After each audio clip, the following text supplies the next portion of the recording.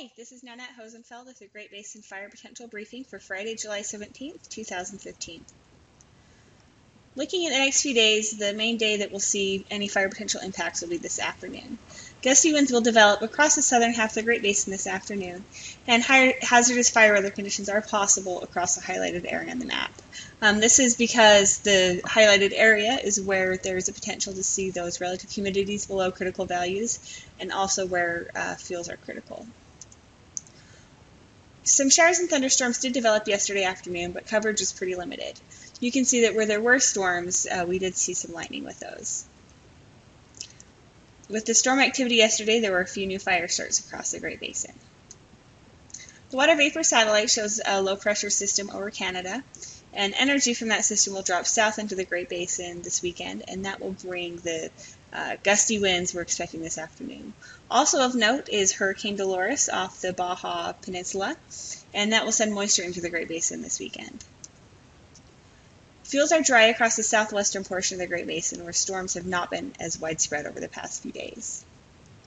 So winds will begin to increase this afternoon. You can see, looking at the image on the left, winds are expected to be strongest across portions of western Utah and eastern Nevada.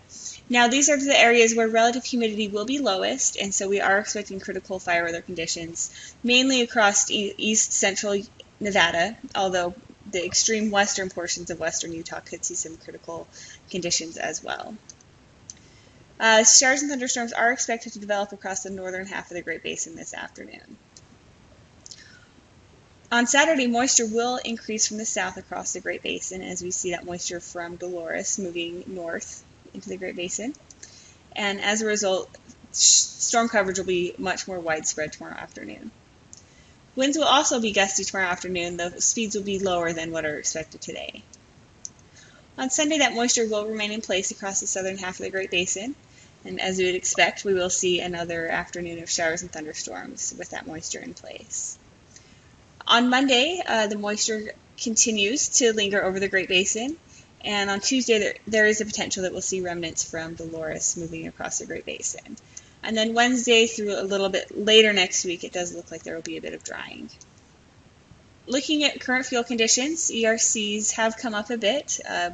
More areas in the Great Basin are above the 50th percentile. And you can see from the charts on the right that these ERCs have been trending upwards, though they generally are below normal for the time of year. However, with the cooler, wetter weather expected this weekend, it looks like ERCs will trend downwards yet again.